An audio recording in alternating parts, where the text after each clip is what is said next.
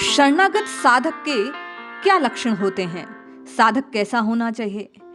एक बार राम नाम की, कृष्ण नाम की, हरि नाम की, हरि के चरणों की शरणागति को स्वीकार करने के बाद जीव कैसा होना चाहिए, इसी भाव को प्रकट करते हुए संत कबीरदास जी कहते हैं, सेवक सेवा में रहे, अनत कहूं नहीं जाए, दुख सुख सिर ऊपर सहे, कह कबीर समुझाए। कि सेवक का, शरणागत का कर्तव्य है कि एक बार सेवा ग्रहण करने के बाद, सेवा में लगने के बाद, अपना आश्रय स्वीकार करने के बाद, शरणागत के भाव से राम राम राम राम पुकारने के बाद कहीं अन्य जाने की आवश्यकता नहीं। सुख दुख जीवन में चाहे जो आ जाए, उसे प्रभु की कृपा जान, उसे अपना भाग्य जान, प्रारब्ध जान, उसी को सहते रहना चाहिए। नाम जपने की आरंभ होने के बाद उस रटना को बंद नहीं करना चाहिए। कबीर साहिब कहते हैं, द्वार धनी के पड़ी रहे, धका धनी का खाए, कबहुक धनी निर्जाही, जो दर छाड़ी न जाए। अरे एक बार राम जी के चरणों का आश्रय स्वीकार करने के बाद, संत कबीर कहते हैं, एक बार साई को स्वीकार करने के बाद, एक बार गुरु के वाक्य को अपनाने के बाद, चाहे जैसी परिस्थिति आ जाए, चाहे स्वयं स्वामी भी धक्का मारकर हटाने का प्रयास करे, द्वार से साधक को हटना नहीं चाहिए। नित्य निरंतर उसी द्वार पर पड़े रहना चाहिए, उसी के दरबार में रहना चाहिए, उसी के नाम को जपना चाहिए, उस द्वार को छोड़कर कहीं नहीं जाना चाहिए। निश्चय ही एक दिन स्वामी सुधे ले लेते हैं। कबीर गुरु सबको चाहे, गुरु को चाहे न कोई, जब लग आश शरीर की, तब लगी दास न होए।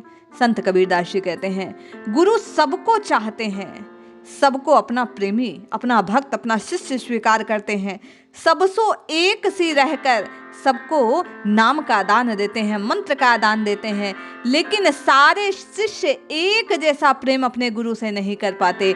सब अपने शरीर से आशा लगाते हैं, शरीर के दास बन जाते हैं। कोई गुरु भक्त गुरु का दास वास्तव में बन नहीं पाता। निर्बंधन बंधा रहे, बंधा निर्बंध होए, कर्म करे करता नहीं, दास कहावे सोए। किंतु जो एक बार गुरु के चरणों से बंध जाए, वह निर्बंध हो जाता है, निर्ग्रंथ हो जाता है, उसके बंधन कट जाते हैं, प्रारब्ध का नाश हो जाता है। फिर वह कर्म करता नहीं, उसके सब काम उसके गुरु की कृपा से, संत की कृपा से, भगवंत की कृपा से हो जाता है। वही वास्तविक दास कहलाने योग्य है, शिष्य कहलाने योग्य है। कबीरदास जी कहते हैं, जो गुरु के वाक्यों को, गुरु के वचनों को, गुरु की कही बात को थामे रखता है, वह भवपार हो जाता है। गुरु समरत सिर पर खड़े, कहाँ कमी तो ही दास, रिद्धि सिद्धि सेवा करे, मुक्ति न छाड़े पास। जो वास्तव में गुरु के वाक्य को, गुरु की वाणी को स्वीकार कर लेता है, समर्थ गुरु के द्वार पर खड़ा रहता है, उसको थाम लेता है, गुरु के वचनों को, गुरु के चरणों को पकड़े रहता है, गुरु वे समर्थशाली हैं, उस पर अपने वरद हस्त को रख देते हैं, फिर दास को, कोई शिष्य को कोई कमी रहती नहीं है।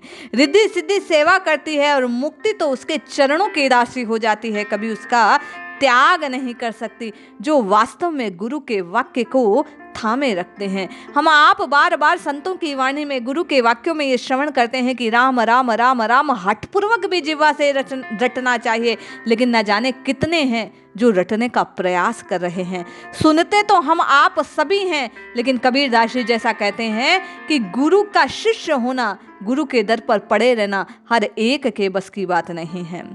पलक एक में प्रगट है, छिन में करे निहाल, दात धनी याचे नहीं, सेव करे दिन रात, कह कबीरता सेव कही, काल करे नहीं घात।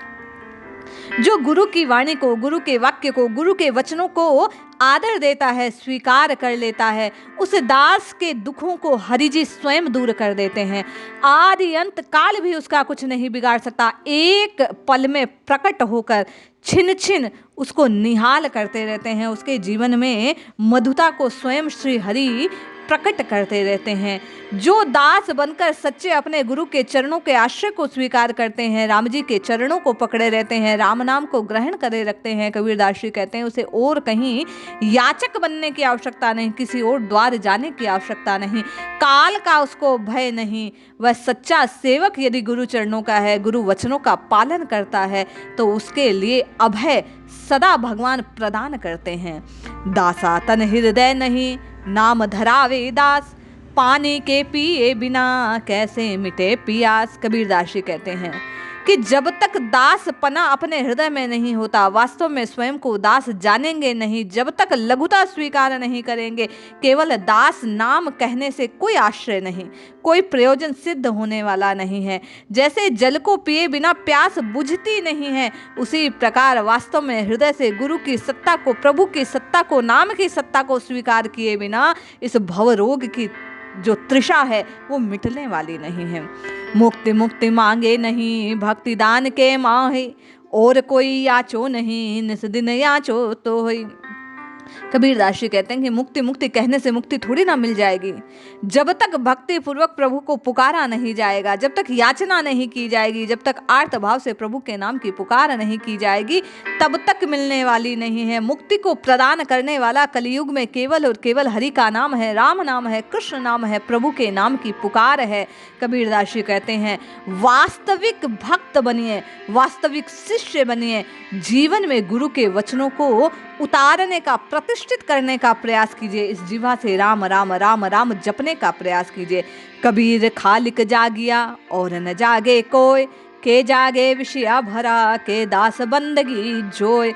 कबीरदास जी कहते हैं कि जब तक जगा नहीं कौन, जिसने संत की, गुरु की वाणी को श्रवण नहीं किया, भीतर उसका प्रकाश छाया नहीं, तो रात्रि का अंधकार मिटेगा नहीं। विषय और वासनाएं आपको और मुझे परेशान करती रहेगी। लेकिन जिस दिन गुरु के वाक्य को आपने और मैंने वास्तव में जीवन में अपना लिया, प्रतिष्ठित कर लिया, उसके अनुकूल जीवन को बिताना आरंभ कर दिया, हट पूर्वक ही सही से जीवा से राम राम राम राम उच्चारित करना आरंभ कर दिया, जपना पुकारना आरंभ कर दिया, संत कबीर कहते हैं तब वही दास वास्तव में अधिकारी बन जाता है, मुक्ति को प्राप्त कर लेता है, राम जी को पाने की योग्यता को धारण कर लेता है। इसलिए जपिए, रटिए, गुरु के वचनों का आदर करते हुए, इन संतों की वाणी को प्रतिष्ठित करते हुए राम नाम की पुकार कीजिए, निश्चित लाभ होगा। जय श्री हरि।